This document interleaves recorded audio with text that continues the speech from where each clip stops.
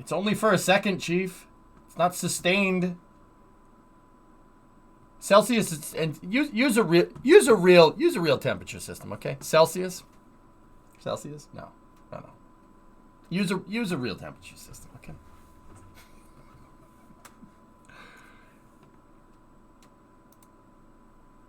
Like Kelvin. What did you think I was talking about?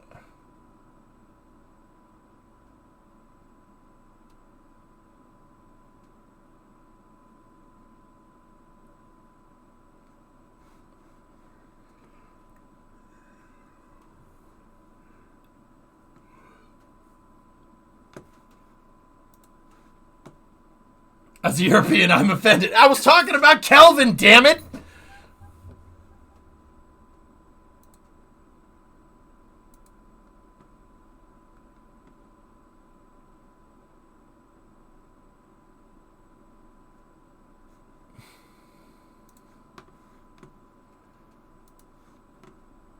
All right, I'm trying to find the NASA town hall. Give me one moment. One moment. Yeah, do you want the lemon twist, chat?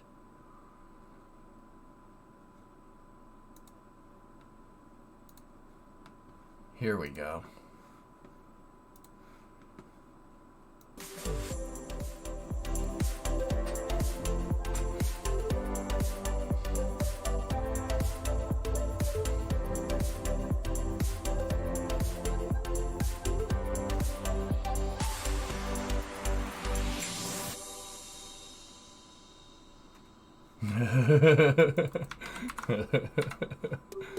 Yes, Zay, this is a good meme.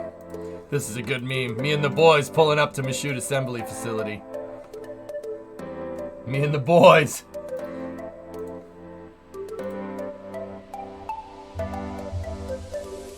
Here, guys, I got you. You didn't like that music?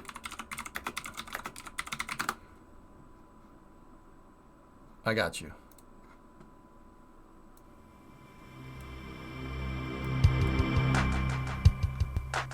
Does this make you happy?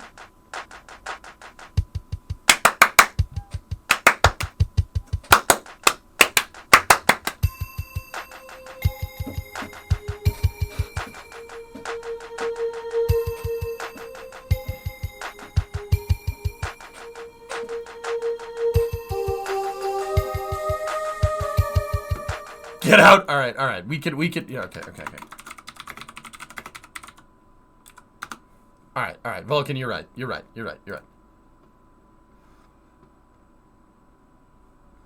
Ah. Human music.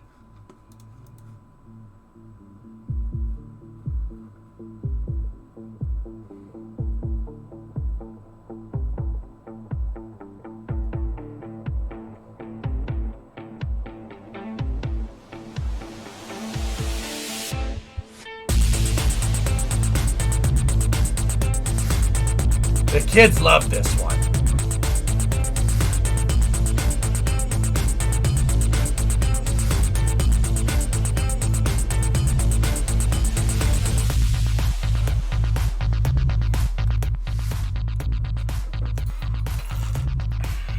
Do you guys know that they did Fusion at Livermore?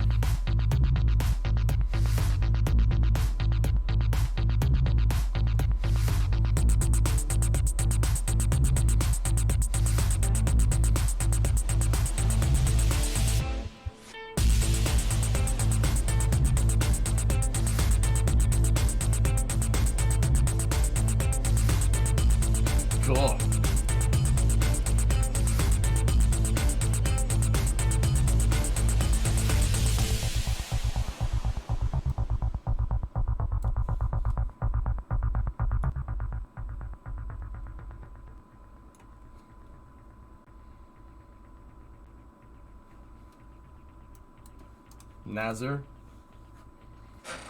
NASA. Hello.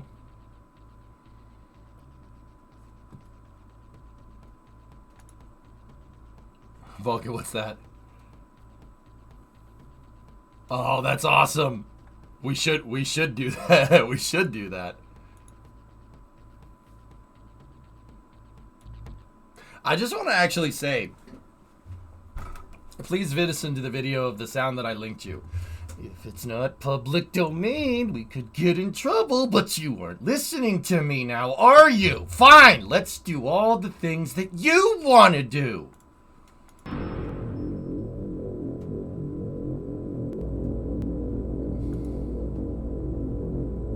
Man, this is just Skrillex's new album.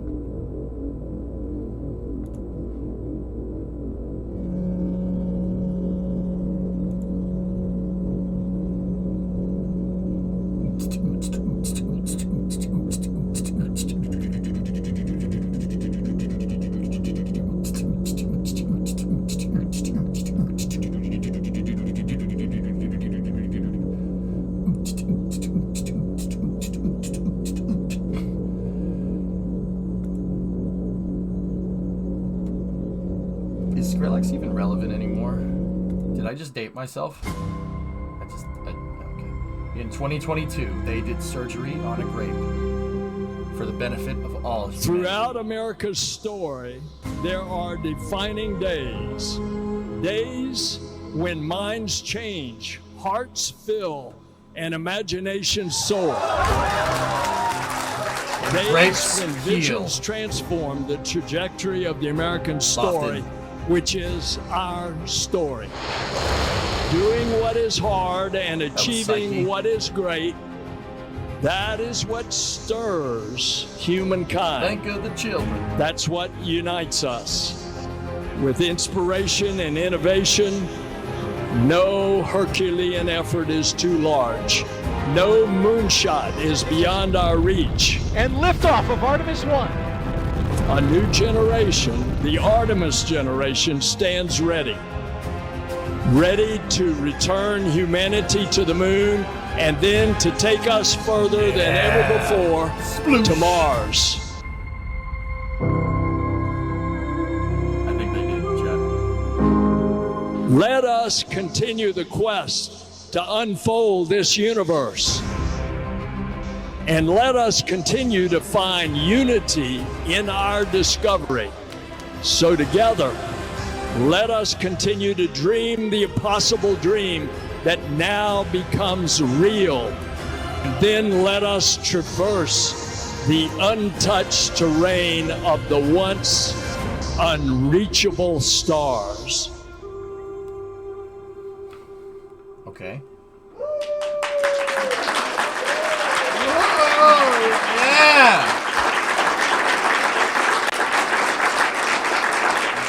I'm Michelle Jones in NASA's Office of Communications, and I would like to welcome everyone to our 2022 All Hands Celebration, live from NASA headquarters in Washington, D.C.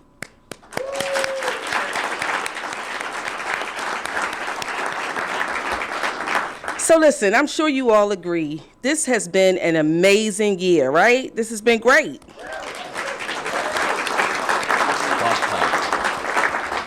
Today, we're going to take a moment to celebrate all of our successes and major accomplishments of 2022, and also what's to come in 2023, from the James Webb Space Telescope, DART, SWAT, and of course, Artemis 1. This has truly been a year full of wins.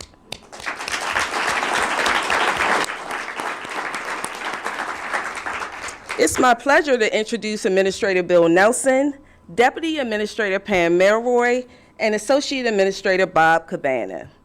We'll hear from all of them in just a few moments, but first, it was only a few days ago that Artemis 1 splashed down in the Pacific Ocean. So it seems only fitting to take a look back at the spectacular end to 2022 with the perfect start for the Artemis program. Let's take a look. 50 years after we last left footprints on the moon, NASA's Artemis 1 is our first bold step towards getting us back there and pushing us farther than we've ever been before. You are looking at the world's most powerful rocket and Orion spacecraft live on Launch Pad 39B. The energy here is palpable as we attempt to make history today. We're going to learn so much about the solar system from the moon and even about the Earth. Range weather. Weather is go for launch. The mission management team has been pulled. We have a go to proceed with terminal count. On behalf of all the men and women across our great nation who have worked to bring this hardware together to make this day possible, at this time, I give you a go to resume count and launch Artemis 1. 4-stage engine start. 3, 2, 1. Boosters in ignition. And liftoff of Artemis 1. We rise together back to the moon and beyond.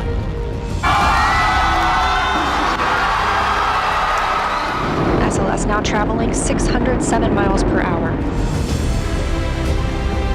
The harder the climb, the better the view. We showed the Space Coast tonight. What a beautiful view it is. The first step in returning our country to the moon and on to Mars.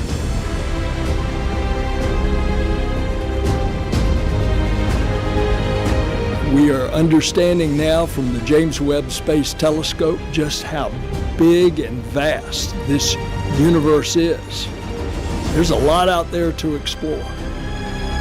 And this is the next beginning. Orion is now flying free, attached to the European Service Module and on its journey to the moon.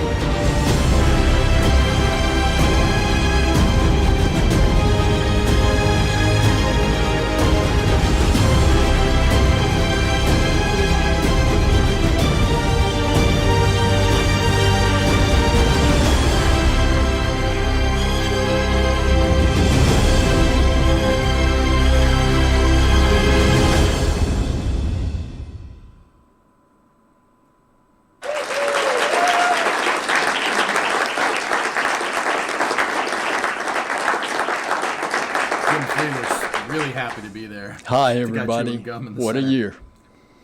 What a year for NASA. What a year for exploration and innovation and discovery for all of humanity. Every accomplishment, every barrier broken, every imagination stirred. Every pudding bowl it's a has direct been stirred. Result of you. And that's the NASA family. It's not a mistake that NASA was ranked as the best place to work in the federal government, and that was for an unprecedented 10th year in a row. Every day you poured yourselves into our missions that took years, sometimes decades, to plan and develop and execute, missions that at times were met with challenges, even setbacks. But that didn't stop us. NASA missions are showing the world what we know to be true. Space is the place, even though space is hard. And on Sunday, the Orion spacecraft splashed down after that 1.4 million mile journey. Artemis 1 is paving the way for future lunar missions. And the next time, Artemis 2, it's going to be with 4 astronauts. Earlier this year, the James Webb Space Telescope kicked off a new era of astronomy. Every image is a new discovery. It deepens our understanding of the universe, just how big it is, and our place in it. And then DART changed the trajectory of an asteroid, marking a watershed moment for planetary defense. It was a smashing success, literally and figuratively. And we showed our commitment to exploring together with international partners in several ways. And it includes our commitment to extend the International Space Station through 2030. We continued to innovate with our commercial partners. Capstone, a joint venture between NASA and Advanced Space, it's making history right now. It's testing the unique orbit planned for the Gateway Lunar Space Station. And last month, we launched Lofted, a tech demonstration that tested inflatable heat shield technology that could be the key to landing humans on Mars. King landing on Mars. And on Thursday, if all of that's not enough, we'll launch SWAT, NASA's first global survey of the Earth's surface water. And it's going to provide data for clean air and clean water and long-term environmental changes. It's going to give us the elevation of all the waters on Earth, including the fresh waters. And then, not to mention our explorers, our astronauts. They continued regular missions to the ISS and are conducting more science than ever before. And I could keep going. But here's what's clear. 22 will go down in the history books as one of the most accomplished years all of NASA's history and missions. And we know there's so much to look forward to in 23. Climate missions that will tell us about how our Earth is changing. Game-changing aeronautics developments with the 59 and the X-57 experimental aircraft. And the selection of the first astronauts to go to the moon in more than 50 years. And there's a lot more coming. And so this is an exciting time to be at NASA. It's what I call the golden age of space exploration. But I also hope that you'll use the next few weeks. I want you, for our NASA family, to pause and to reflect.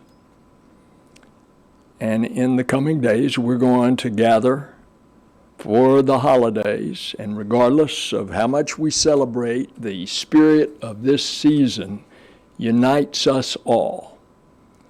It's found in reunions with those that we love, in memories of those that we've lost, and in actions that uplift our communities and uplift our country that we so proudly serve. And that's why Pam and Bob and I have encouraged officials in charge of headquarters and the center directors to dismiss the NASA workforce up to 4 hours early on December 23rd. And they want me to say, provided an absence does not interfere with organized priorities. And I really hope that you're going to use this time. You all have earned it.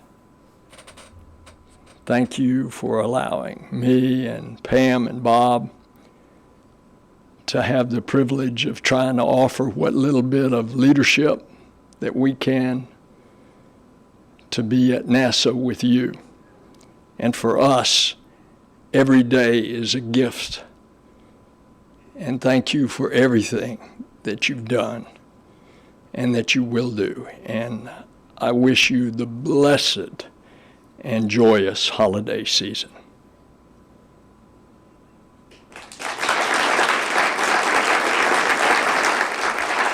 When I was a little girl, I wanted to be an astronaut, a scientist, a doctor, a fighter pilot. When I was a little girl, I wanted to grow up to be strong and independent. When we were asked to draw a picture of what we wanted to be when we grew up, I drew an astronaut standing on the surface of the moon. All I thought about was when I was going to get to NASA. It's a huge honor to be NASA's first female launch director. To be the launch director for Artemis. NASA has so many wonderful women pioneers, so many heroes to me. Some of the most amazing women in my eyes are people like Katherine Johnson and the other women that you've seen in Hidden Figures. Sometimes it's difficult to believe that I'm on this side now wearing this blue flight suit with all of the other astronauts, representing this iconic image that had so inspired and excited me my entire life. Being of South Asian heritage, Kalpana Chawla was just such a big thing for me growing up. I've always looked up to Sally Ride and Mae Jemison, who really laid the foundation to allow people like me to be in the position that I am now. All of these women were pushing those boundaries and breaking those glass ceilings. Now, of course, there are some fantastic women in leadership positions that inspire me every day.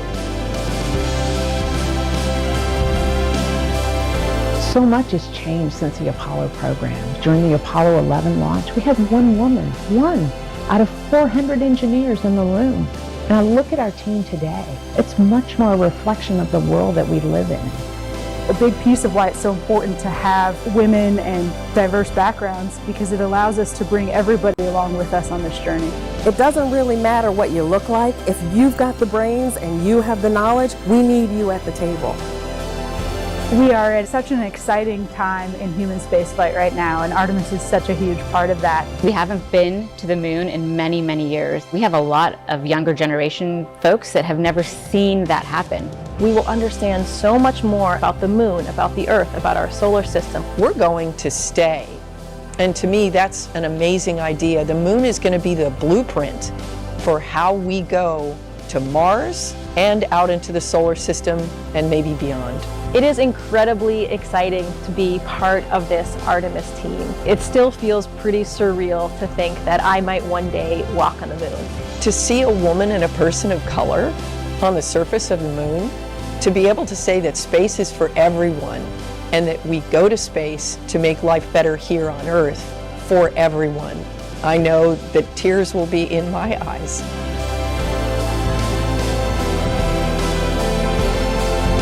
My message to women and girls out there is to find your passion, whatever that is. Don't let anyone tell you what you can do or can't do. Only you can realize your dreams. Space is for everyone. And if me being in this role helps to send that message, I think that's a great thing. And I just actually love that I don't feel like a woman at NASA. I just feel like a person at NASA. The women of NASA are Artemis, and we make a difference every day. I am NASA's Spacewalk Office Hardware Manager. I'm the Program Scientist for Space Biology. I'm the Director of NASA's Johnson Space Center. I am Artemis. I am Artemis. 私はアルテミスです。Yo soy Artemis. As somos Artemis. Ana. Je suis. Ich bin Artemis. I am Artemis. I am Artemis.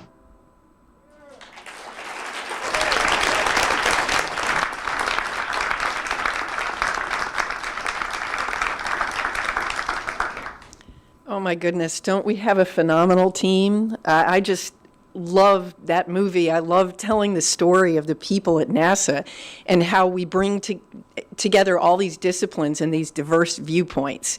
It's just really extraordinary. And of course, I want to reiterate what Bill said. What a fantastic year. And of course, yes, there is rocket fuel involved. But rockets are launched by people, and it's the people of NASA that inspire me every day.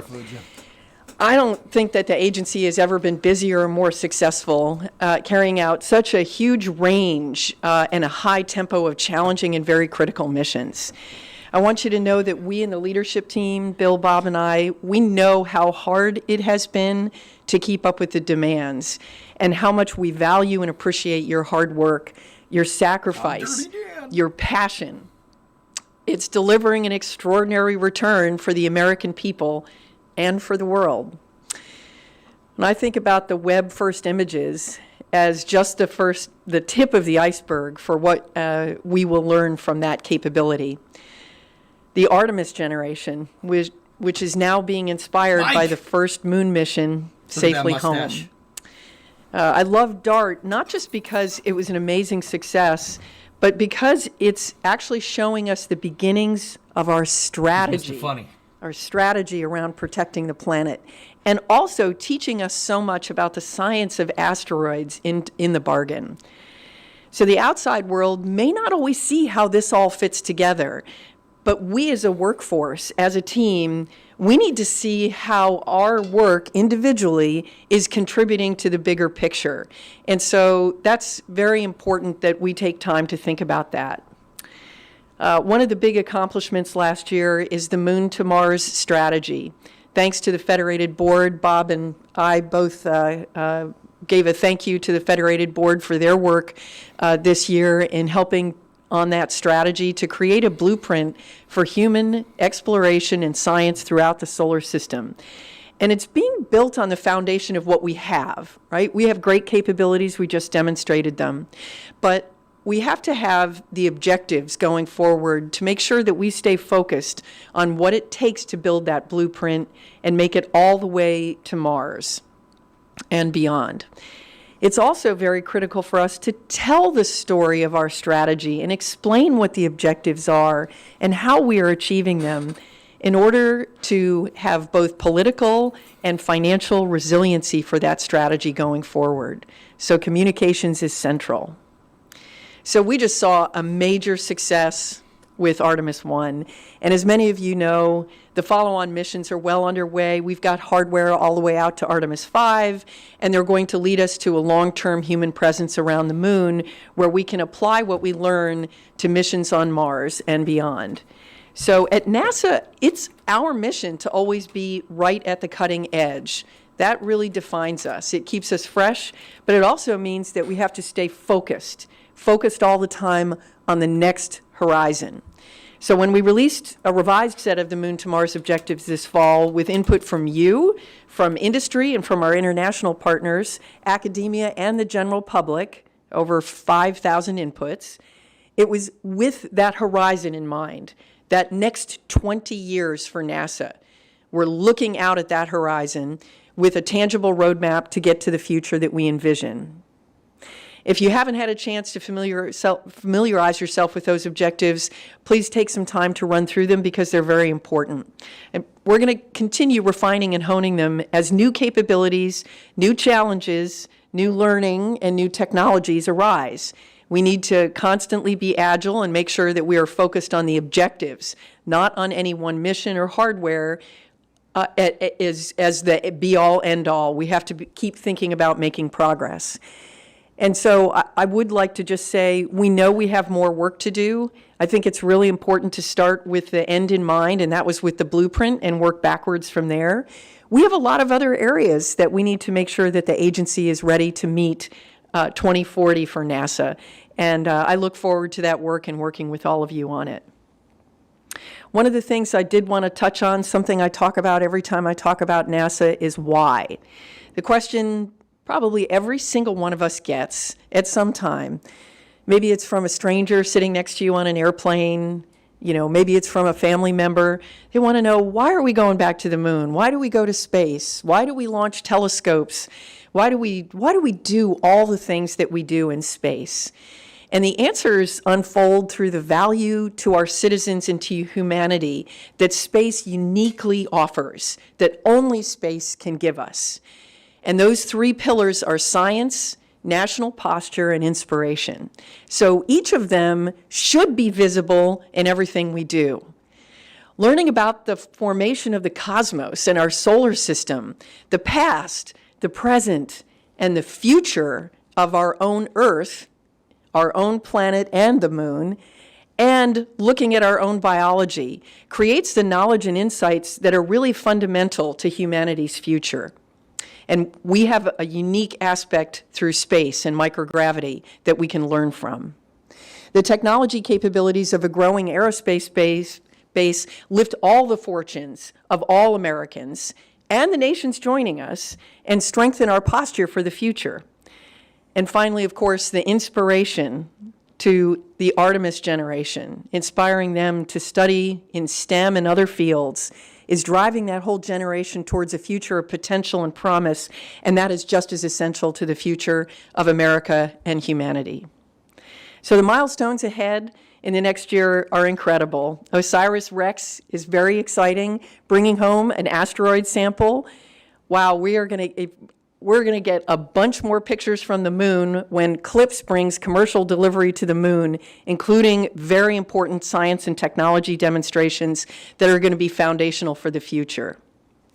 I'm very excited about our new X-planes, the X-57 and X-59, taking to the skies to open new doors for electric aircraft and supersonic aircraft. It's incredibly important in aeronautics that you demonstrate at scale. So these X-planes are doing giant leaps that can't be done any other way. And of course, we have new entrants that are creating a burgeoning commercial space in LEO and around the moon. Space technologies will help us advance nuclear propulsion and surface power and support the new capabilities we have to safely live and work on the moon, travel to Mars, and have a sustained presence in space. And you guys are making all this happen. This last year has truly been transformational for the agency in terms of the work that we've done our mission successes, but also how we've carried it out. I mean, we've had to emerge from a global pandemic in the middle of all of this and create for ourselves a new way to work that embraces flexibility. In November, we marked the end of the experimental stage of the future of work. Now, we know we have a lot more work to do as an agency, and in fact, as a society, to stabilize into what that future will look like. But we're building on an incredibly strong foundation because for several years, we've been transforming into our One NASA model. And this year, we've expanded our ability for talent to access work across the agency, removing some of those geographical limitations as we become more hybrid.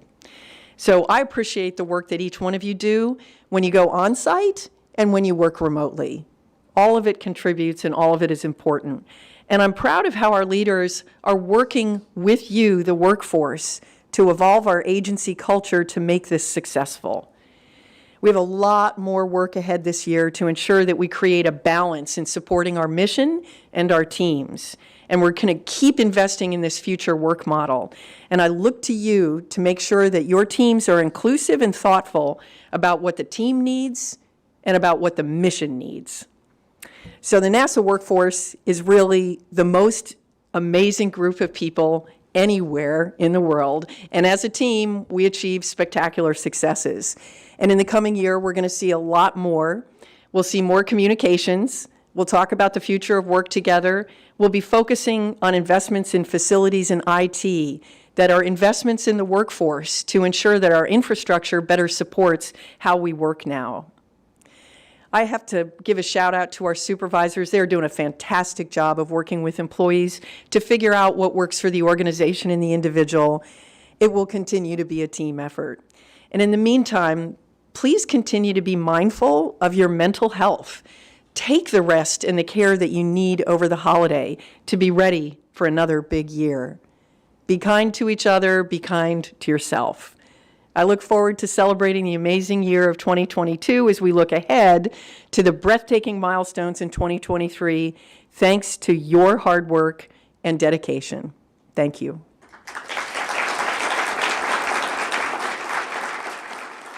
Take 66. Hi, I'm NASA astronaut Rajachari. I'm Kayla Barron. I'm Tom Marshburn. And I'm Mark Vandeheim. 2022 has been an awesome year for space exploration. Whether it was the launching of the James Webb Telescope, the DART mission, the Artemis 1 launch, and by the way, we came back from space. It's been an awesome 2022. And that was all made possible because of the hard work that was put in at NASA centers throughout the country. And a grateful nation, and certainly us in Crew 3 and all the astronauts, want to thank you for your contributions to our space program.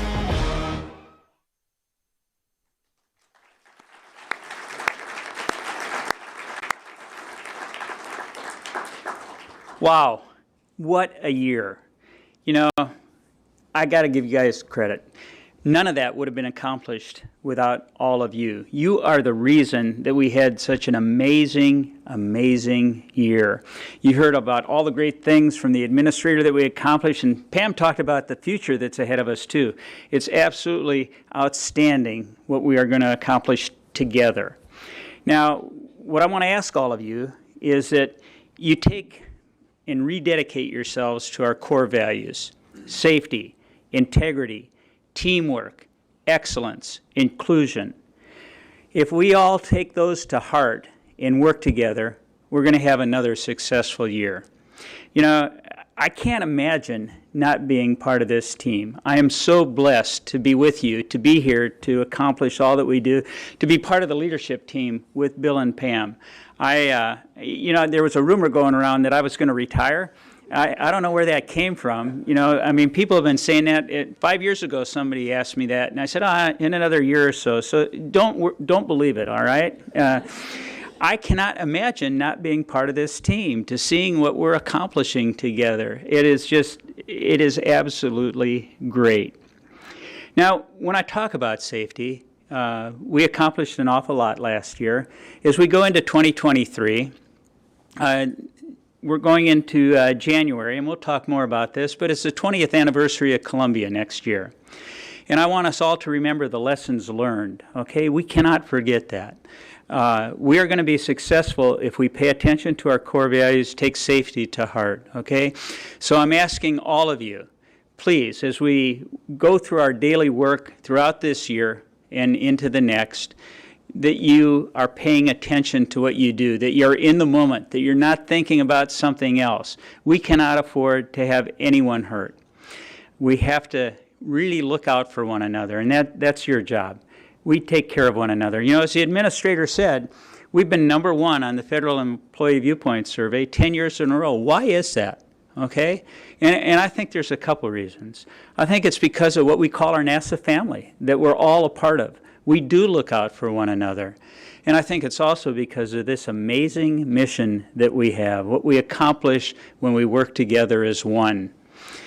You know, when you go home at night, you're not making a difference for your home center, for the state that you live in. You're not making a difference for the United States. You're making a difference for humanity. That's what we do. We push the boundaries. We explore for humanity. And I can't imagine not being part of that team. As Pam said, and the administrator, it has been a truly busy year, all right? And we're coming to the end of it. And we got one more huge mission we got to get off here, launch SWAT safely out on the West Coast. But then there's a little bit of a break. And I hope that all of you take time off to recharge, as Pam asked also, okay? It's really important. We got a lot going on next year, and I want you to come back strong and ready to go. We all need a break. I also want to take a moment to thank all of your friends and family and those that support you. I know what it takes to pay attention to the job that we do, to deliver on what we do, and it's hard. It's demanding. It asks a lot of us, all right? And we couldn't do it without the support of our friends and our families. So please, from me to all of you, go home and thank them, all right? Thank them for the great job that they do taking care of you. And let's have an absolutely outstanding 2023. I know it's going to be another banner year for NASA, and it's going to be because of you. Thank you.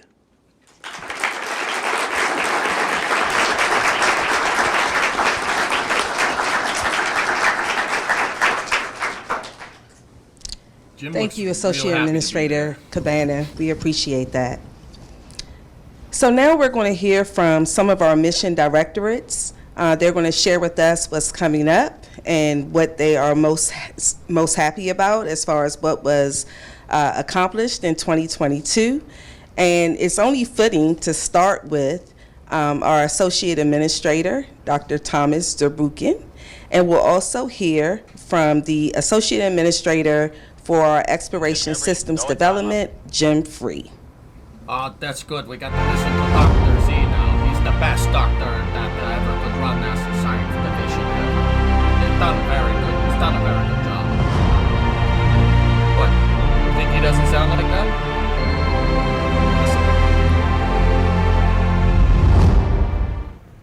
Hey, I'm Thomas Zurbuchen, also known as Dr. Z, and the Associate Administrator of the Science Mission Directorate. And I'm so excited to talk about the 2022 accomplishments.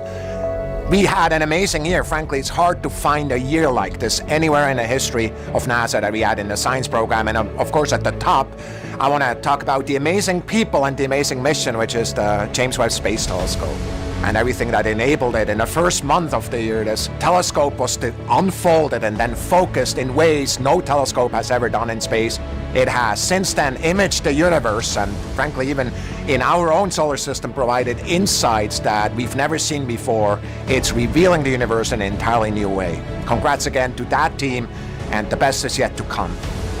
September 26 was a historic impact of DART onto an asteroid, and for the first time in history, humanity deliberately changed the orbit of a celestial object. With that, we proved the technology that will be available for planetary defense. One of the many ways the NASA science program helps humanity and actually protects lives potentially. That is what our Earth science missions are doing, and EMIT is one of 5 overall focus missions on Earth science.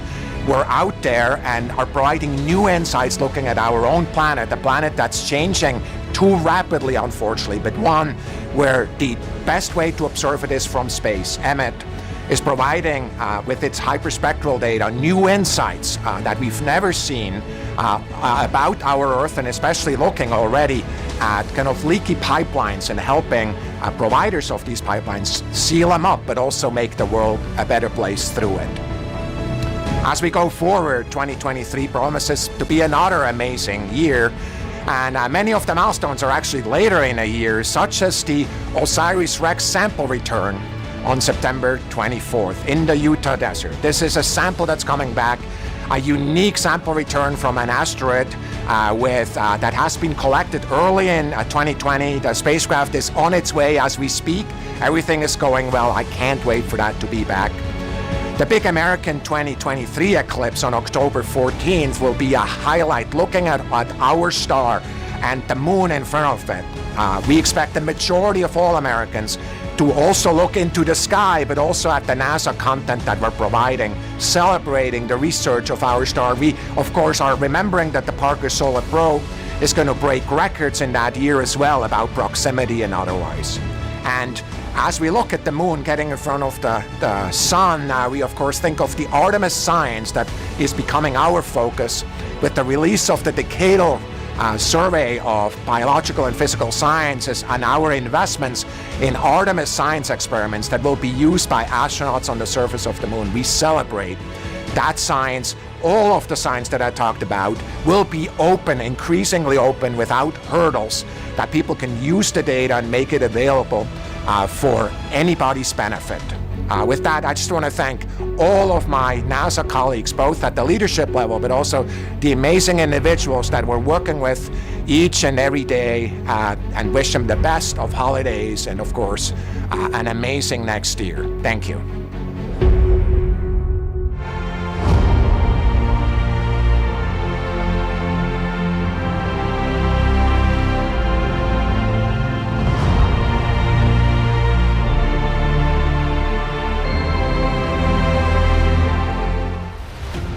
We've had a remarkable year for our first year as a mission directorate with so many accomplishments. We have a comprehensive plan for Artemis 1 through 5, hardware and production all around the world, and multi-billion-dollar procurements in work, all enabling us to tell a story of what we are doing to build a long-term presence at the moon. I'm proud of our team for implementing a plan and process to orchestrate our mission success. And while all of this is beyond cool, our people are making our Moon and Mars efforts a reality. The expertise and dedication that each of you bring daily to execute this most complex project ever done in human history is astounding. You give up nights, weekends, and time with your families to pursue this dream. You are the reason we are going. To top it all off, this year, we launched and flew Artemis 1. We've come incredibly far in just this past month. Everyone involved in getting us to this point should be proud of the work that's been done.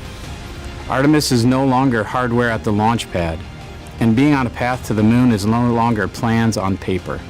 It is here and it is now. And as much as I want to stop and savor this moment, we have so many amazing things to look forward to in just the next year. Soon, Orion will be back at the Cape, and we'll begin to offload the payloads and the parts we need for Artemis 2. In the new year, we'll announce our first Artemis crew, the first astronauts to fly in lunar orbit in over 50 years. We'll continue to advance our hardware and make progress in our procurements, bringing on new commercial and international partners, and advancing our existing relationship to help build a robust lunar ecosystem. We'll baseline our architecture for future Artemis missions, setting the course for a long-term exploration strategy. 2022 was a banner year for our newest mission directorate, and the future is shaping up to exceed it. I'm looking forward to everything the new year will bring. Thank you to our amazing team for all you do to make our mission successful day in and day out. You are the most important part of the equation, and all that we have accomplished and will achieve is due to your hard work.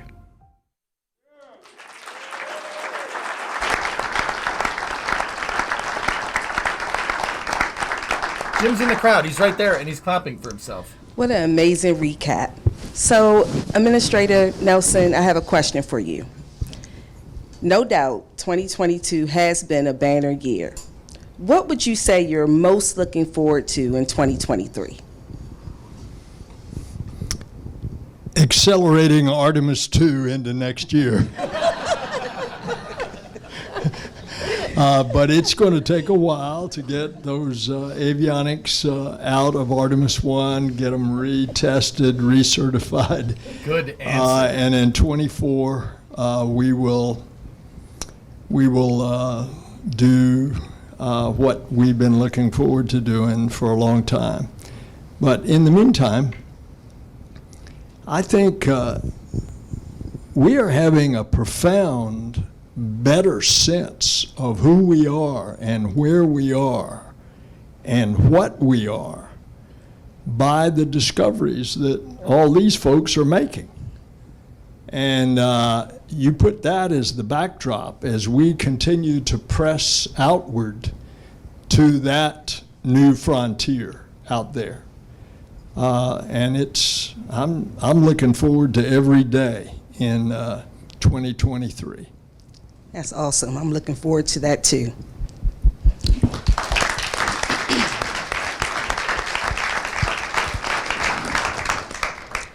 Now we'll have a message from our Associate Administrator of NASA's Aeronautics Research Mission Directorate, Bob Pierce, and Bob Gibbs, Associate Administrator of our Mission Support Directorate. Oh, hey, Bob. Bob?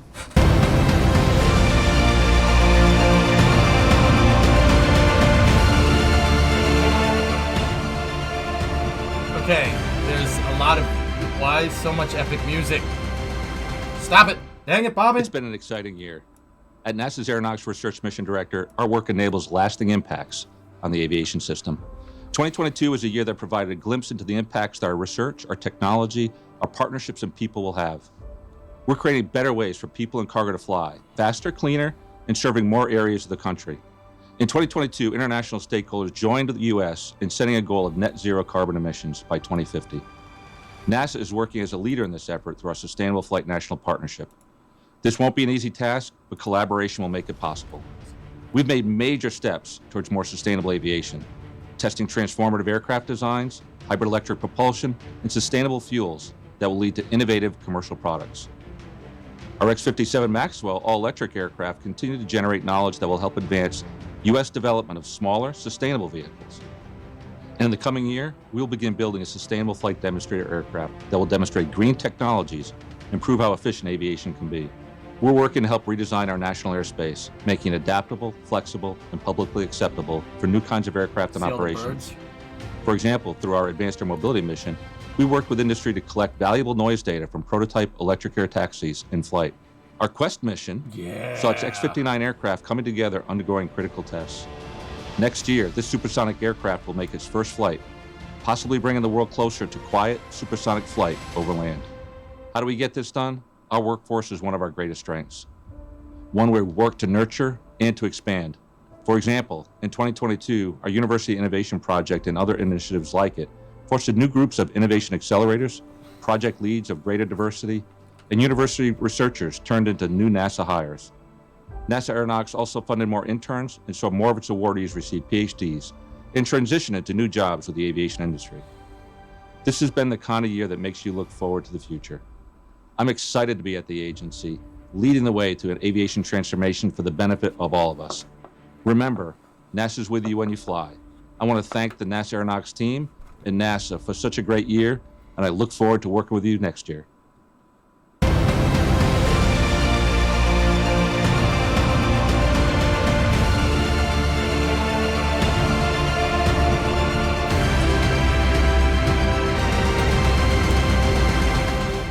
Hello.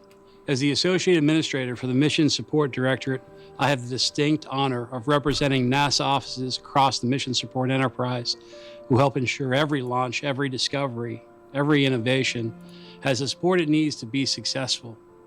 This dedicated workforce underpins each of NASA's triumphs by providing our programs, missions, and centers what they need when they need it. The mission support community touches every part of NASA and is essential to its success.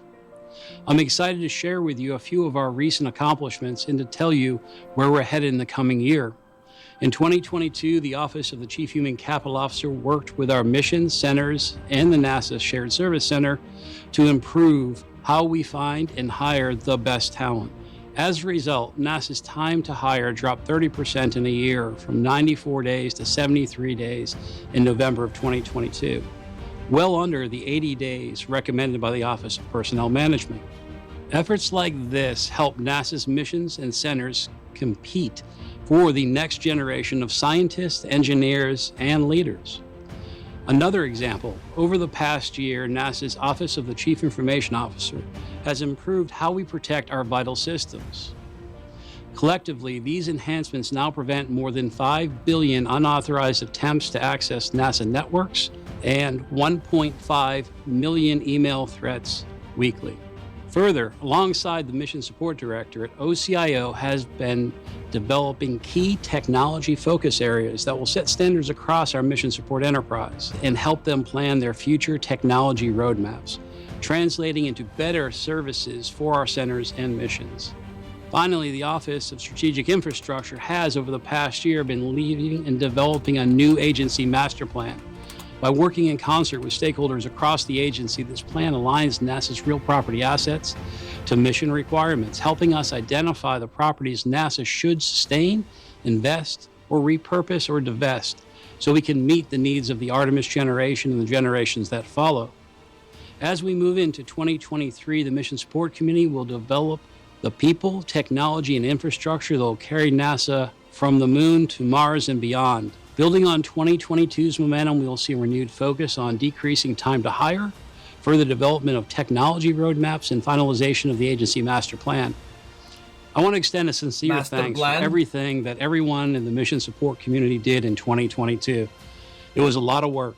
It took a lot of effort and required everyone to lean in to tackle very difficult problems. I'm incredibly proud of what we've done in 2022, and I look forward to what we're going to do together in 2023. From the bottom of my heart, I just want to say thank you. I really appreciate all that you do for the agency going forward.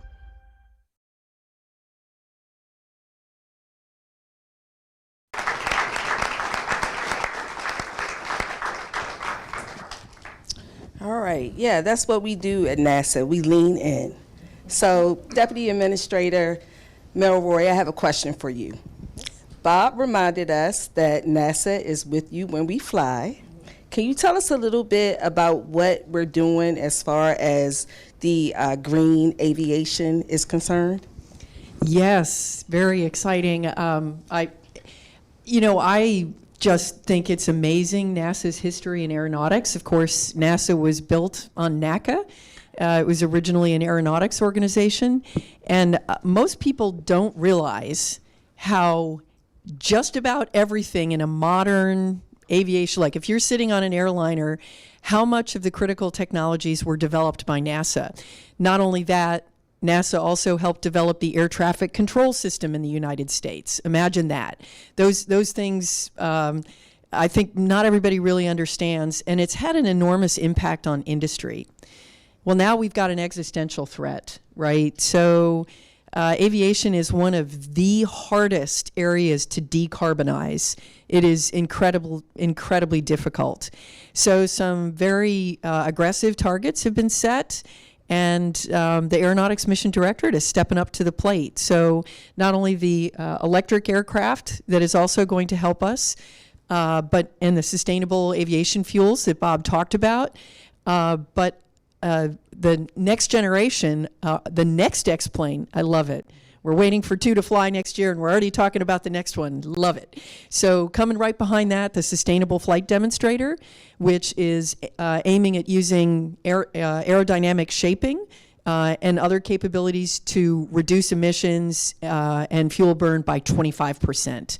So again, you just cannot change a whole industry in a step function, a big leap forward, without doing it at scale. You can spin off small subsystems, but it takes an X-plane to make that giant leap.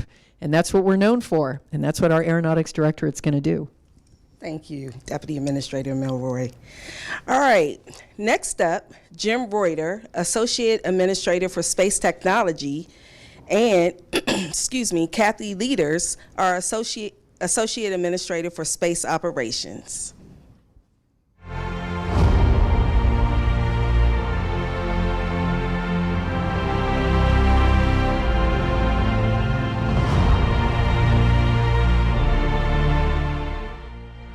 On behalf of the Space Technology Mission Directorate, I want to thank the dedicated individuals across every NASA center and at our commercial and academic partners for an exceptional year.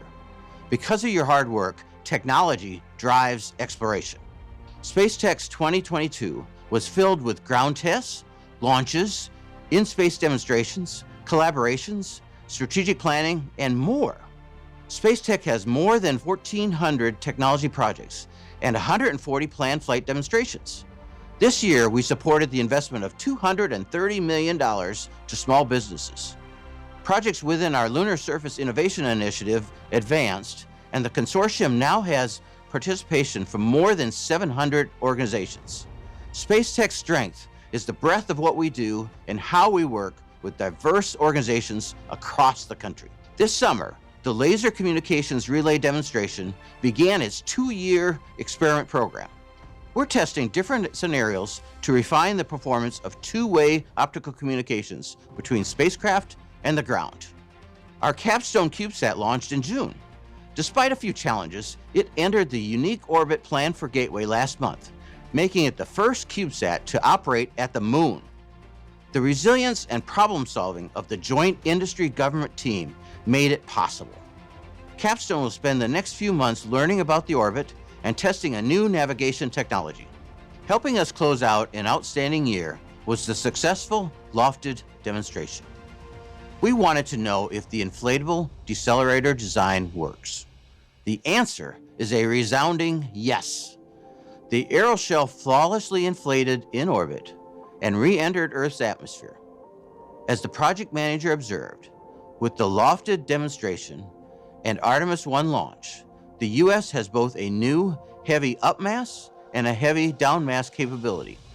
This is a huge step in enabling human access and exploration. These are just a few highlights from this year, but technologies at every stage of development progressed as we prepare for fast approaching 2023 flights.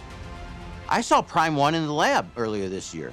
Prime 1 will be the first demonstration to find and extract resources on the moon.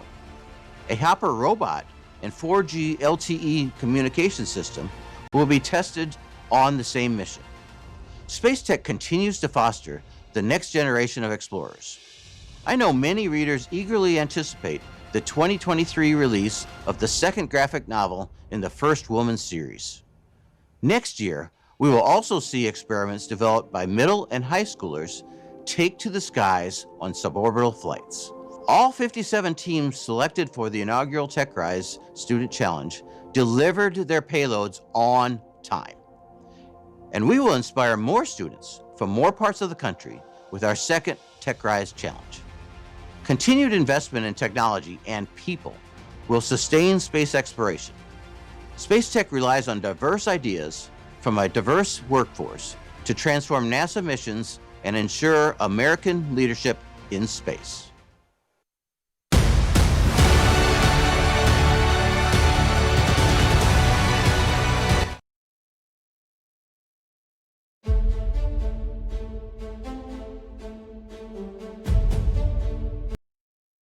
In space ops. I mean, golly, it's just been a time of amazing support and transformation for how we are operating in space. And it's particularly important that here we are right now getting ready for our SWAT mission, and our launch services program folks have been consistently launching our space tech and science missions and doing an awesome job making sure that those missions are delivered safely to space. But we've also been transforming how we're going to do launches. So awesome job, their launch services program and division. And I'm just amazed at what SCAN's doing. And when you see that every single data piece that we're getting down from Earth is coming from our communication networks, and those beautiful web satellite pictures and the amazing Artemis lunar pictures are coming through that network, you guys are doing awesome. but we're also getting ready for the future. And we are right now in a transformation period for both our near space networks and our deep space networks. And so just wait and see what we are going to be rolling out over these next years. Meanwhile, in LEO, we're not only getting ready to extend station to 2030, but we're getting ready for the future in LEO. And we are going to be using these platforms and continuing to use ISS to figure out how to live and work in space, to get us to be able to live and work on the moon and be able to then go and move to Mars. And that takes a whole team of folks that have been working with industry partners, figuring out how to do operations, doing science, and most of all, figuring out how to keep our most precious resource, our crews, safe by doing analog missions here on Earth and getting ready to do the science and technology work on the station. I am so proud of the Space Ops team. You guys are doing awesome. You're getting us ready to do operations today, but you're also getting us ready to do operations in the future. Most of all, I want to say thank you. Thank you to the whole NASA team, this awesome team family that we have, and hope you all have some time off with your family and friends, and looking forward to a fabulous new year.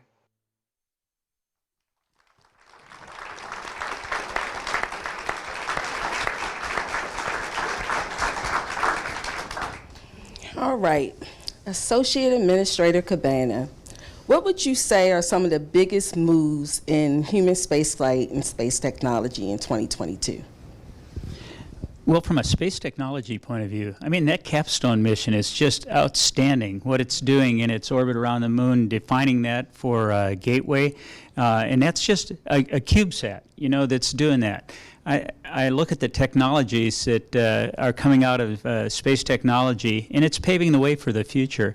You know, from a space ops point of view, I think our continued operations on the International Space Station, in spite of all the challenges, getting the crews up there and trying to commercialize low Earth orbit. We flew the first private astronaut mission to the space station. That was a great learning experience, helping us pave the way for the future as we established commercial LEO destinations.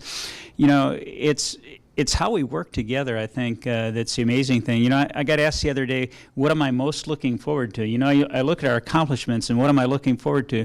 And to me, I can't wait to get back out to the centers again next year and talk to the people and just hear from them what they are doing to enable our mission. We are just doing so many amazing things, especially in the technology area that, you know, when I was out at Ames, when I was at Marshall, every center that I go to, the technology that's being developed is absolutely amazing, preparing for us to have this sustainable presence on the moon and going on to Mars. So it never ceases to end. It's absolutely awesome what this team does. All right, well, I can speak on behalf of Goddard. We're looking forward to having you back. I'm looking forward to it, too. All right, good. All right, thank you.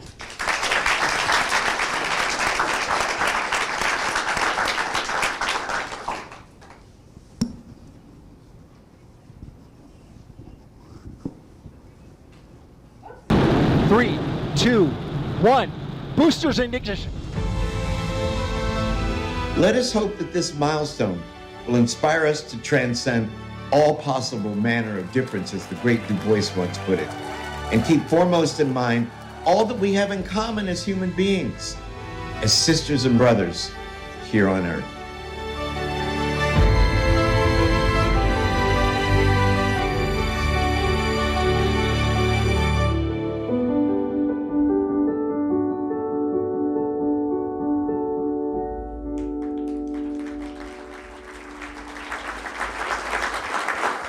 He had a lot to say. After hearing all that we've heard, I can't help but be. I believe that this nation should commit itself to achieving the goal before this decade is out of landing a man on the moon and returning him safely to the Earth. No single space project in this period will be more impressive to mankind or more important for the long-range exploration of space. And none will be so difficult or expensive to accomplish. It'd be play you the voice of my people, Chet. Small step for man, one giant leap for mankind.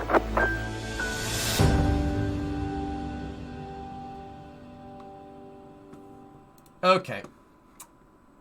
Yep. They cut their own live cast. That's exactly what just happened.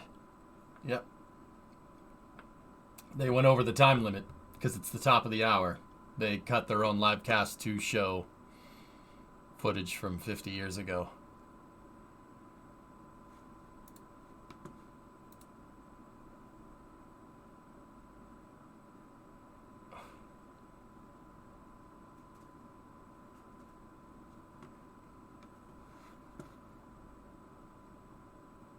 That's fine. We still got their blog. Yeah. Yeah. Yeah, here. How about this? But if they did, sometimes they even swap them out for different ones. But I would imagine this one would end up at the Smithsonian for that one. But this is also opening up other questions, which is...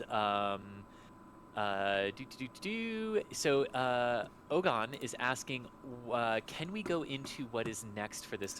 Hey, fellas, I got a question. I haven't worked in a corporate environment in probably about 15 years. The last time I worked anywhere doing any, like in any corporate environment, I mean, I don't know if you count like Best Buy, but like working in an office. I did internships at tech companies in like 05, 06, like just local tech companies doing IT, believe it or not. That was a long time ago, though. But I have a question. Is it like, I mean, don't get me wrong. I was just doing an internship, but is it kind of, okay, this is kind of a two-part question. I'm going to do a NASA press conference. Is it A, normal for companies to jerk their own chain so much like that? And B, is it kind of cringe?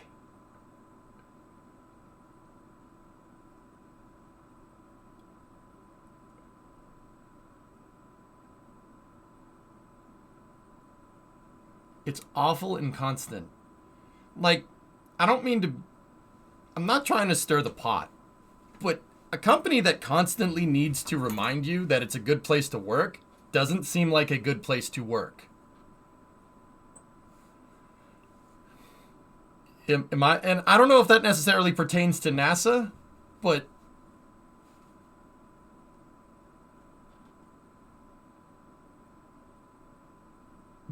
Yeah.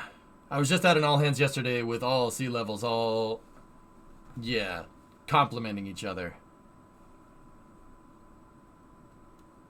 Yeah, Jack, okay. Yeah, Loki. I'm not touching that one. Not touching that one, man. Nope. I'm over here. I'm over here. All right, cool. I'm just making sure that that wasn't just me because, like, I don't know, man. It really, really comes off as cringe as frick hearing, like, this is such a good place to work. Every year it's a good place to work. It's like, okay.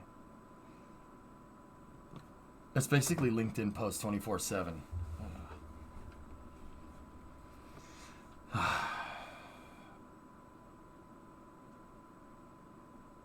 Especially in December, it goes to 11.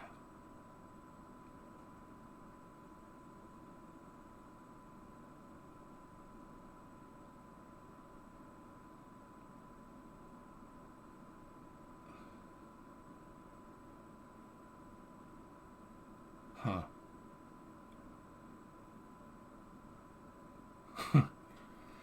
I don't know, man. It just seems really...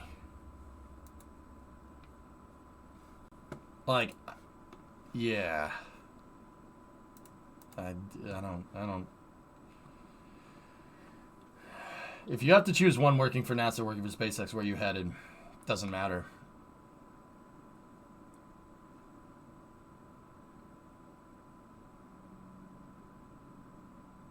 I wouldn't... I don't know, man. I wouldn't really mind. It depends on where you were working in NASA.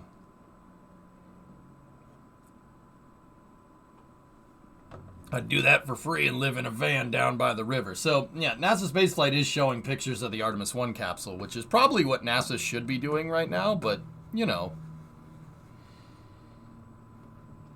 It's okay. They're all busy jerking their own chains.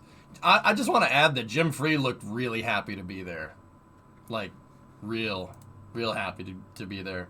Jim Free is the guy that that basically does all, like, that does all, like, NASA's cutting edge stuff with, like, human space flight. So he's working on SLS production and stuff like that. He just looked real happy to be there. Here, let me see if I can show you. So that's Jim Free right there, and that's Jim Free after listening to himself talk. Look. Jim just looks real happy to be there. It just, it looks like he's dying inside. Am I reading that wrong? It looks like he's just like, I hate everything about the eye roll. He's just like, yeah, this is fun. Clap. All right, I'm gonna leave now. Jim Free, he's the direct. Well, I forget his exact job title, Josh, but he works on all the. He's an EGS guy, so. He works on all of the experimental stuff for human spaceflight. So he's working on like newer versions of SLS, getting the SLS program kind of up and running, all those experimental systems that they're working on. Like, you know, he's basically in charge of like all the hardware for human spaceflight, for in-house NASA human spaceflight.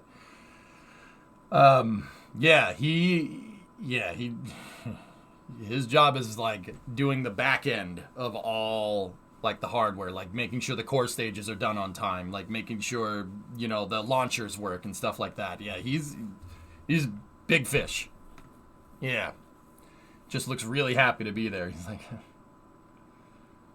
consider yourself blessed to not have that much experience in corporate. Corporate equals 90% of the time you'll be in a meeting that could have been emails, but seems more professional if we do it as a meeting. Oh, Jack, I actually get a taste of that with Bree, with the company that she works at. She's in meetings all day, and I get up in the morning. And dude, like, I'm upstairs, you know, watching TV or, you know, watching the news or something, or just, you know, trying to figure out what I'm going to do today. And I hear some of the stuff that they talk about in meetings. Oh my. It's not good. Dude, some of that stuff, Bree's just sitting there and she's giving me the I want to headbutt a wall face. NSF is on the ship. Yep, Wombat, hey, thanks for the bits. I hope you have a community to give you the support you need. Oh, yeah. Did you see the last flight of Sophia? Yep. I haven't seen that video, but that's still cool.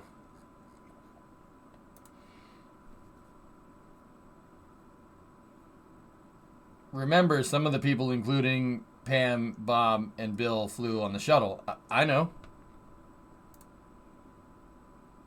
I don't know how that has any bearing on what's going on, Neuro. Like, but yeah, no, dude, I know that. Yeah, absolutely. NASA, the number 1, 2, and 3 at NASA have all flown on the space shuttle, and number 2 and 3 have flown on the shuttle multiple times and commanded the space shuttle. Yeah, Bob Cabana flew the shuttle 4 times. So did Pam. Oh yeah. They're, yeah, shuttle pilots, shuttle commanders. Absolutely. And Bill flew on the shuttle once, but Bill is not a shuttle pilot. But hey, you know, I've always said you need a politician to run NASA. Everybody else needs to be scientists and engineers, but you need an intermediary that can speak politics. And you know what? Bill's pretty damn good at that. He's pretty damn good at navigating Rule 8 stuff. And Jim was good at it too. And the funny thing is that when Bill lost his Senate seat in Florida in 2018, Jim scooped him up immediately. He's like, you come help me with spaceflight policy now. And then, you know, in 2020, when there was a executive branch change, it just made Bill the guy that runs NASA. Dude, I can't think. Dude, he's a really good pick. I didn't like him at first, but he's he's done his talking with what NASA's done. Yeah. He's done a good job. Hey, he's a great orator, public, if not a little slow, but yeah, the guy really, really knows what's good.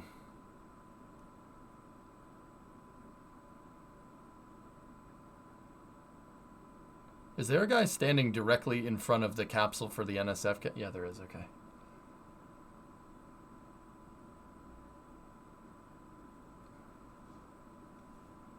Was Bill supposed to be in Challenger? No.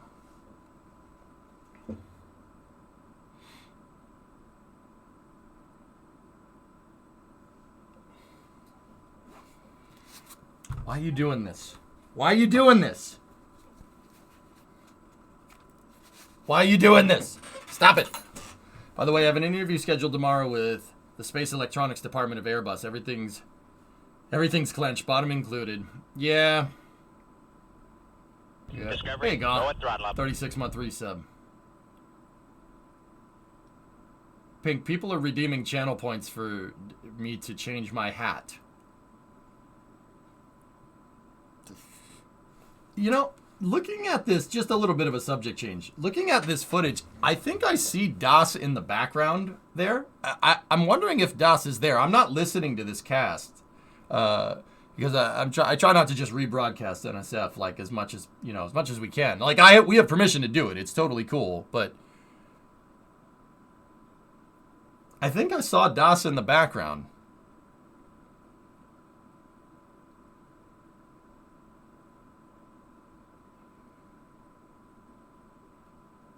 I do put it on a cooldown, Rain.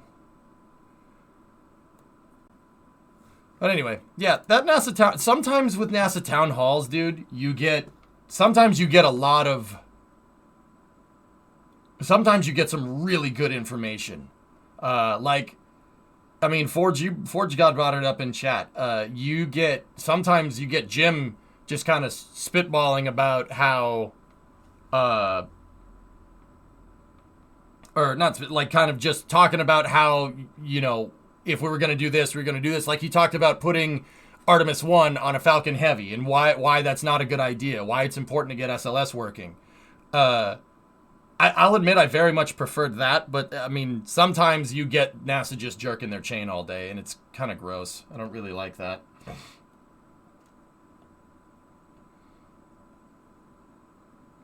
I think it's DAS's evil clone. Dude, he's back there somewhere. Or at least somebody that looks very much like him.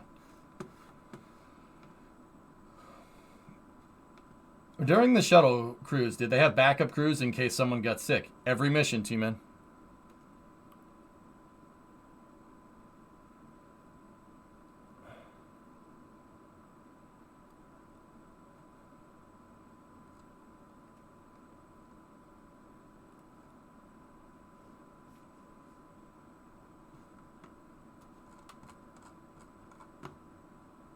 Anyway.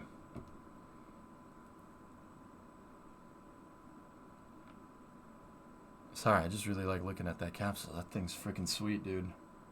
Is the entire capsule covered in tiles? The conic part of it, yeah, sure. Yeah, absolutely. It's covered in those are shuttle thermal tiles. Those are silicate tiles. Yeah, it was at the moon. Yeah, yeah, Dak, right?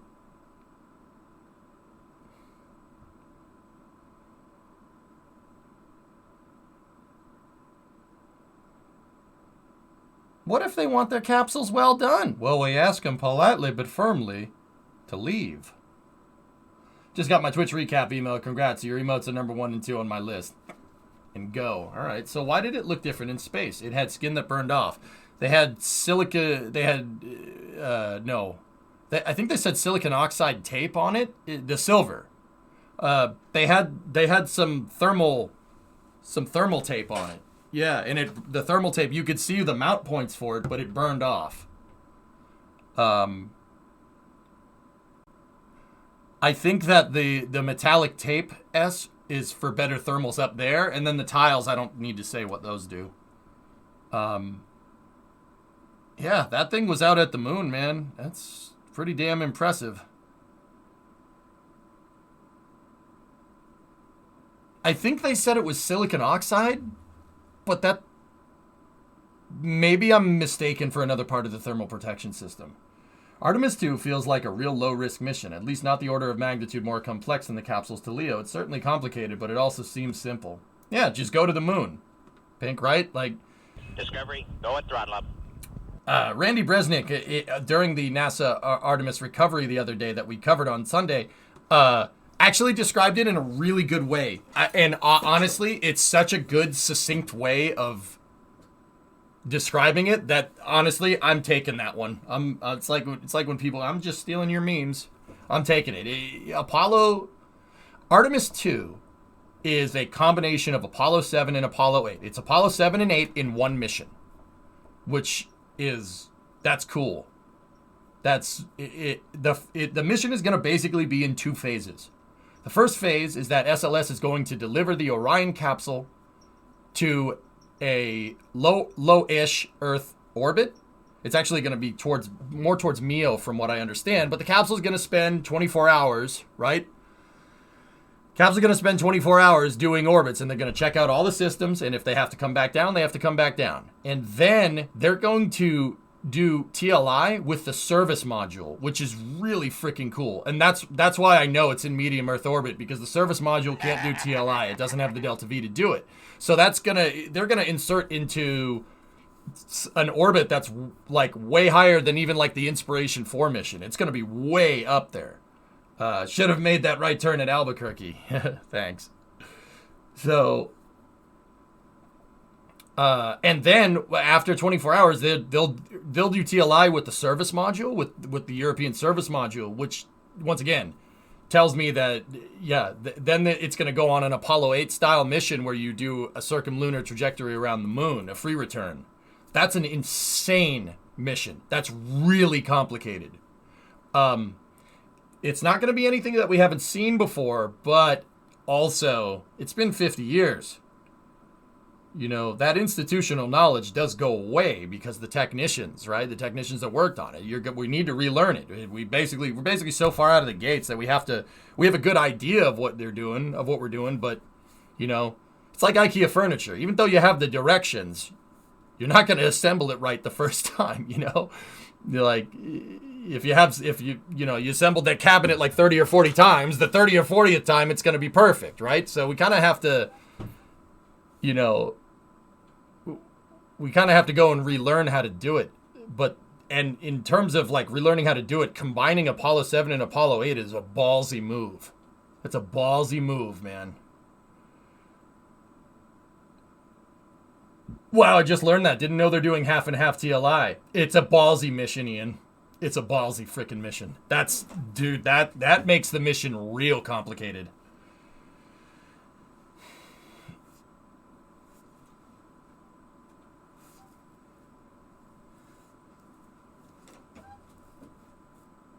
Yeah. Mm-hmm. English is not your favorite language? Okay. Hello, guys. Is Twitch legal? I don't know, Druger. This is a spaceflight stream. I don't know about gambling. That's not my area of expertise. You're gonna have to ask somebody else, buddy. I'm sure they've flown it in KSP a few times by now. Yeah. Yeah, and then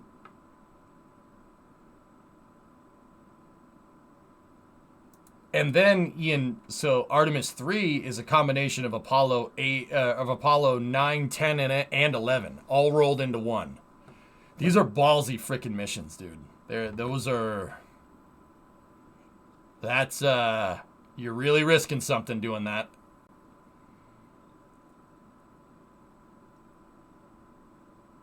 Well, first we do a textbook orbital insertion, and today we just announced a $30 billion deal with United for 100 787s and 100 737s. Good, Dish. Good. Yeah, good, man. Congratulations, dude. That's, yeah. These are really, really complicated missions. Yeah, super complicated.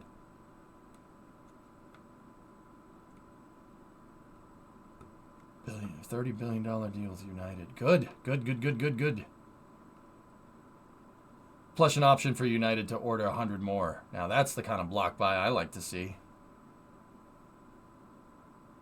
Good. No wonder they stopped 747 production. They need more space for all the 87s that they're gonna make, dude. At $250 million a pop.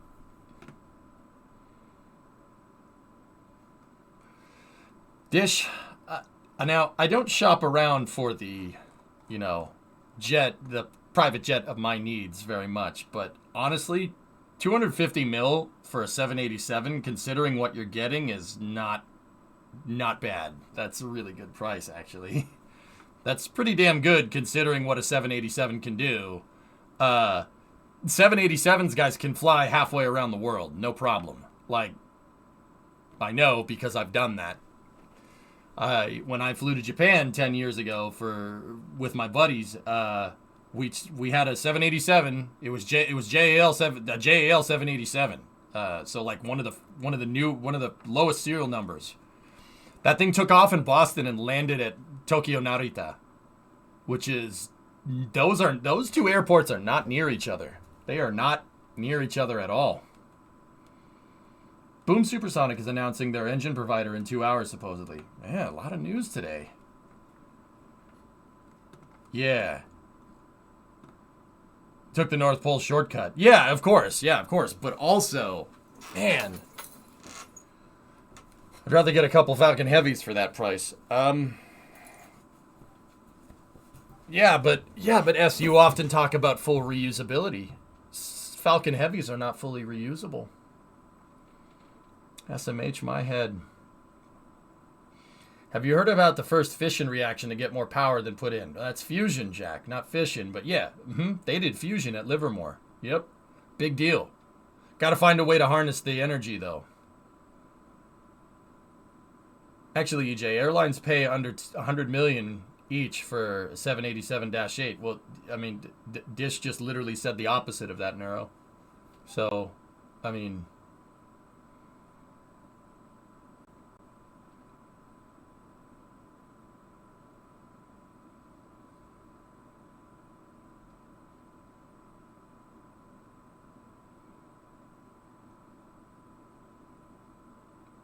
fusion is splitting, fission is smashing. Nope, damn it, reverse it.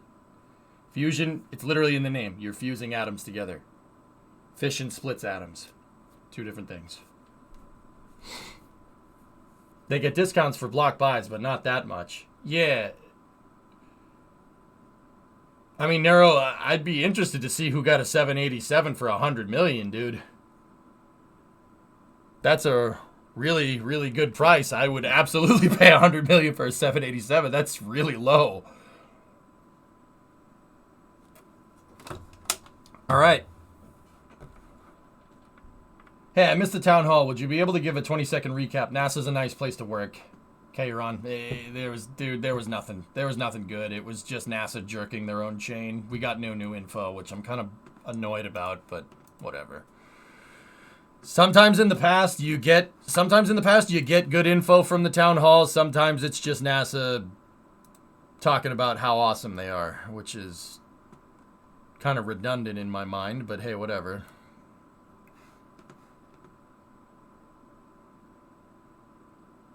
I don't know what that means, Quills. I don't know what that means. The workforce is very important. Yeah.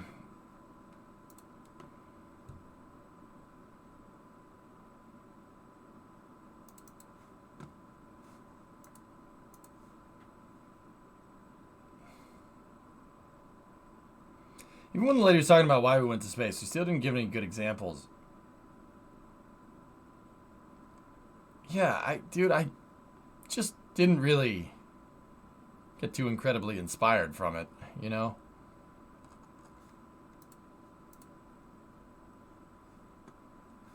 But hey, it is what it is, dudes.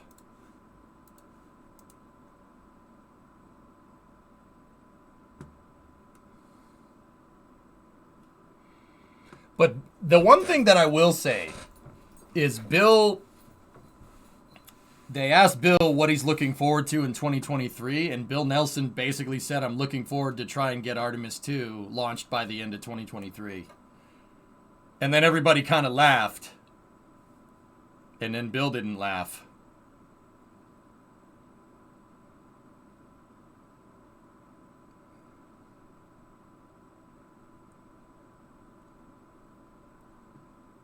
Maybe you guys, Dish, Neuro, maybe you guys are comparing like the retail price of the plane to pricing in operations. So like total cost involved versus per unit price, which sounds like what's going on. The way to inspire people is to put people on the moon, not just talk about doing it. Josh, you know what, man? I 100% agree.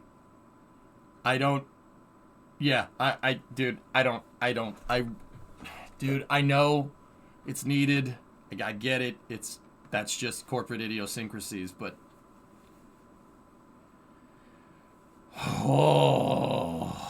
dude, it's so cringe. It's so cringe to hear NASA do that. I'm just gonna say it. I'm just gonna say it outright. It's so cringe, dude. You know, it's a town hall. Why would you talk to your employees in a NASA town hall about NASA being a good place to work? To your employees. They know it's a good place to work. They're the ones that voted it a good place to work. Why would you say that in a town hall?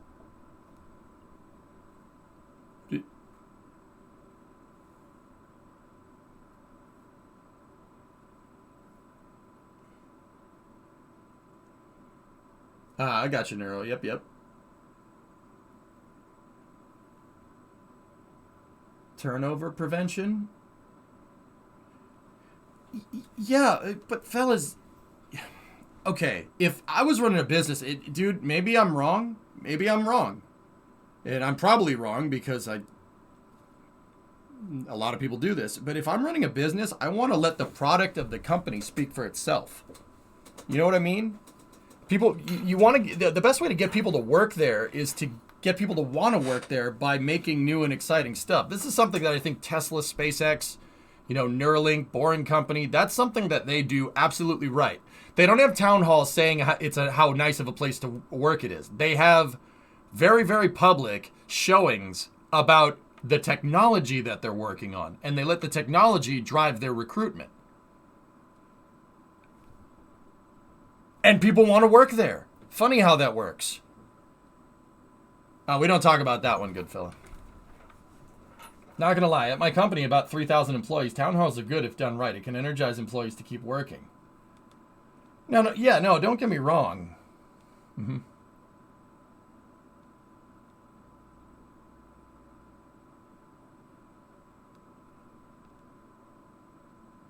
That's the problem. There's the problem. SLS is old technology. You can't show that. It's not, though. It's not, though. I would say that it's cutting-edge technology, O-Force. Because there's other rockets that can move capsules to the moon. And you could say that. You could say that, look, it might be using old hardware, but we're using what we know, and we're using it to do it in a new and exciting way that we haven't done in a long time.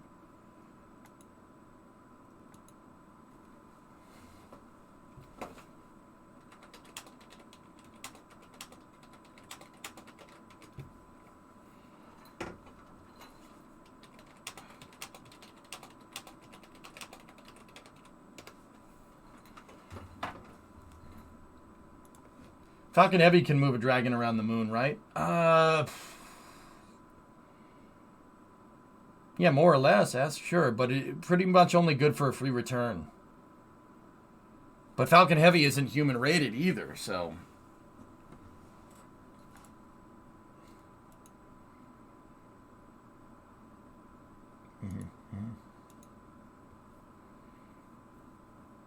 Those companies are very public goals beyond share price.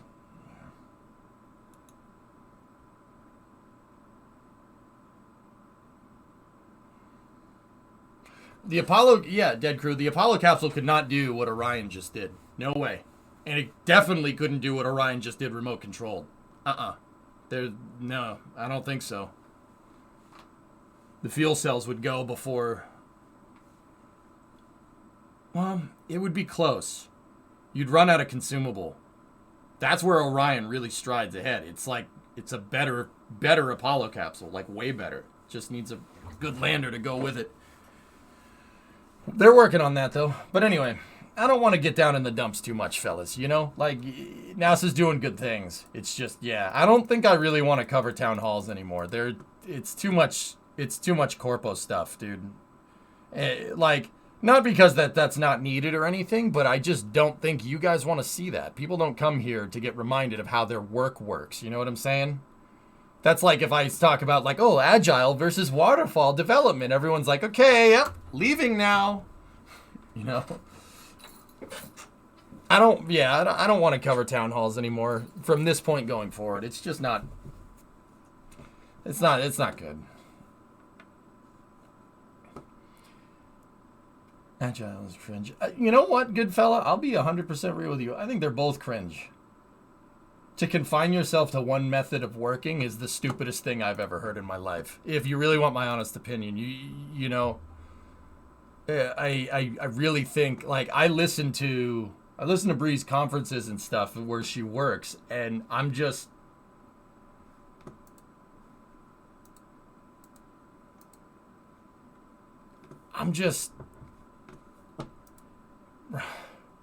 why are we trying to structure the how-to of doing things? Just do it.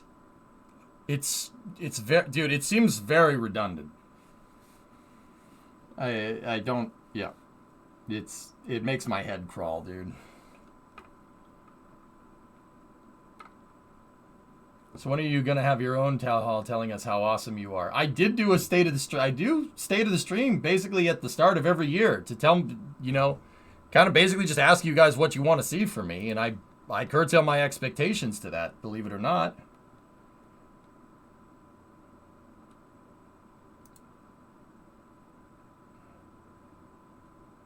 Yeah, we're not doing that anymore, Linprod. We can work on our Scrum ban instead of Agile. What a joke. What a joke, good fella.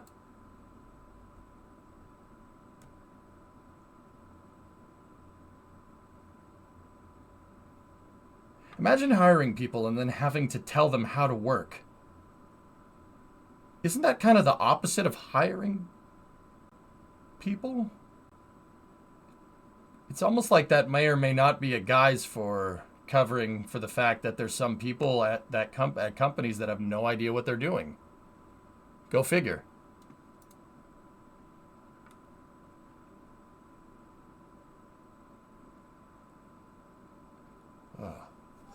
Oh God, that's so counterintuitive to human nature. It kind of just, yeah, I get like a bad taste in my mouth, dude.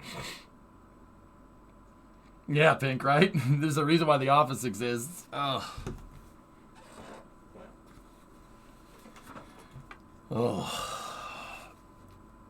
I can't do it. I don't want to talk about this anymore. It's pissing me off. Let's get ready. Let's play some Kerbal, dude.